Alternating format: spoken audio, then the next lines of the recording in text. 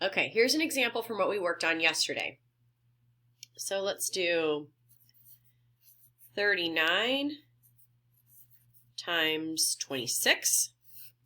Okay, so the first thing we're going to do is multiply 6 times 9. 6 times 9 is 54. So I'm going to add this 5 to the tens place, or the 50. Now I'm going to multiply 6 times 3. 6 times 3 is 18, plus 5 is 23. Okay, so we multiplied 39 times 6, or 6 times 39. Now we're going to multiply 39 times 20. Okay? Remember, 39 times 20 is the same thing as multiplying 39 times 2 and then adding a 0, because 20 is 10 times bigger than 2.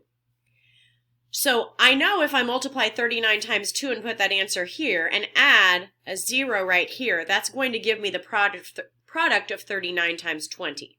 Okay. So here we go. Here's our placeholder down here, 0.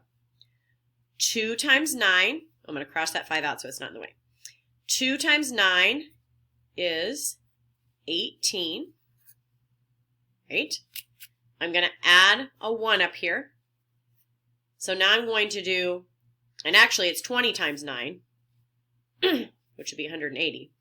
So 2 times 9, then 2 times 3. 2 times 3 is 6. Oops, I forgot to add the 1.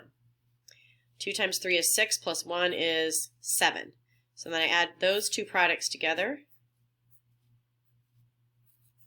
to get my answer, and it is 910.